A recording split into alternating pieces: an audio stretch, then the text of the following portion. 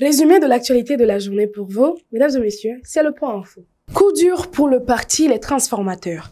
Après les manifestations du 20 octobre, le premier vice-président du dit parti, Moustapha Masri, a claqué la porte. Mais qu'est-ce qui s'est passé? Selon désormais le ex-premier vice-président des Transformateurs, leur lutte a été détournée de ses valeurs fondamentales. Le leadership qui devait conduire nos actions a cédé à la singularité, a-t-il déclaré. En prenant la décision de démissionner du parti, Moustapha Masri indique avoir informé à son président Dr Succès Masra. Inondation. La République de la Guinée équatoriale a annoncé une aide de 500 millions à la République du Tchad pour assister les sinistrés des inondations inédites que connaît le pays.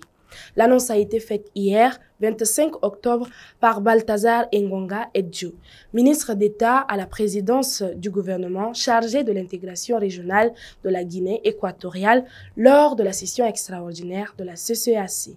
Justement, un sommet extraordinaire de la CCAC s'est tenu hier à Kinshasa, à l'issue duquel les chefs d'État de la communauté économique des États de l'Afrique centrale ont désigné le président congolais Félix-Antoine Tshisekedi comme médiateur de la CCAC pour la transition politique en cours au Tchad. Il a pour mission de rapprocher les différentes parties en vue de la réussite de ce processus. Hors de nos frontières, l'actualité nous conduit aux États-Unis.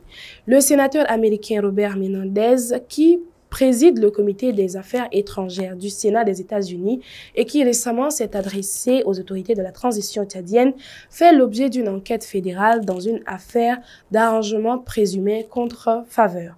On lui reproche d'avoir bénéficié des vols en jet privé et des vacances somptueuses contre des contrats gouvernementaux et quelques faveurs publiques, a fait savoir le média américain Semaphore.